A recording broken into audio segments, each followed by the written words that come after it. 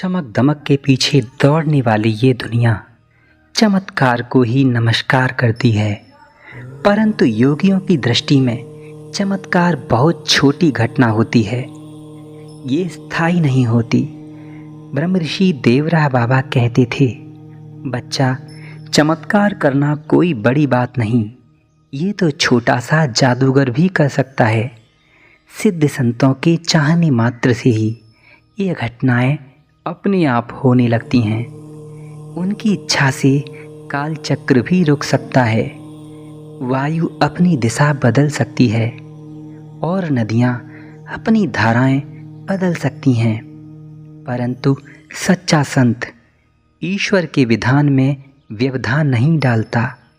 वे परमात्मा की इच्छा को ही अपनी इच्छा मानते हैं और परमात्मा की भक्ति में ही मग्न रहते हैं। चंद्रवली राय नाम के एक IAS ऑफिसर अध्यात्म और साधु संतों में बहुत श्रद्धा रखते थे। वे अपने कार्यालय के काल में कई बार कई जगह ट्रांसफरित हुए। अनेकों महात्माओं के उन्होंने दर्शन किए, परंतु वे किसी से भी संतुष्ट न हुए। अपने करीबी मित्र से उन्होंने ब्रह्म ऋषि श्री देवराह बाबा के बारे में सुना। एक दिन वे अपने ऑफिस में ऑन ड्यूटी थे। उस दिन कार्य भी थोड़ा कम था। संयोगवश उनके वो मित्र वहीं आ गए और ऑफिस में भी बाबा की चर्चा छिड़ गई।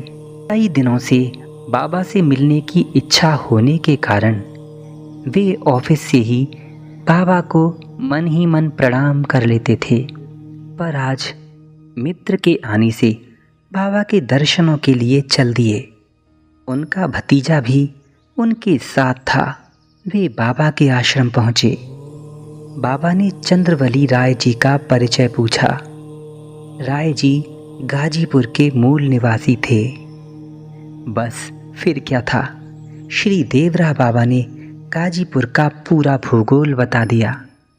श्री बाबा ने राय जी को गांव तथा उनके आसपास के सभी स्थानों को गिना डाला। बाबा ने कई पुराने लोगों का नाम भी लिया, जिसे सुनकर राय जी स्वयं अचंभे में पड़ गए। बाबा की लहर गाजीपुर में रम गई। श्री बाबा बोले, बच्चा, गाजीपुर में नील गाय बहुत थीं। वहाँ मुसलमान उन गायों को मारते थे। बाबा की सेवा में रहने वाले महात्माओं ने एक दिन बाबा से कहा, भगवान, नील गायों का वध बंद कराइए, इससे उन्हें बहुत कष्ट होता है। बाबा ने स्वीकृति दे दी। उसी समय श्री देवराह बाबा के दर्शन में एक उच्च पुलिस अधिकारी आए। उन्होंने बाबा से निवेदन किया, बाबा, मैंने आपके दर्शन काशी में IG साहब के साथ किए थे। बाबा, मेरे लायक कोई सेवा हो तो बताइए। बाबा ने गंभीर वाणी में कहा, बच्चा, मेरी सेवा है, नील गाय का मारना बंद हो। पुलिस अधिकारी ने बाबा की आज्ञा मान ली और नील गाय का वध बंद हो गया। संयोगवश एक गाय को उसी दिन गोली लगी थी। वो गाय कष्ट में लंगड़ा रही थी और दर्द से बहुत परेशान थी। बाबा को गौ माता का कष्ट सहन नहीं होता। जब बाबा ने गौ माता के बारे में जाना तो उन्होंने उसे अपने आश्रम में बुला लिया और अपने सेवकों को उस गाय का उपचार करने की आज्ञा दी।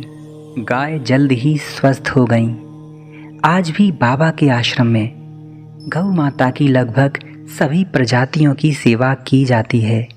गौ माता के लिए बाबा कहा करते थे, बच्चा, स्वयं परम पिता परमात्मा ने श्री कृष्ण अवतार में गाय की नंगे पैर सेवा की है। मनुष्यों को अगर धर्म, अर्थ, काम और मोक्ष चाहिए तो गाय की सेवा अवश्य ही करनी होगी।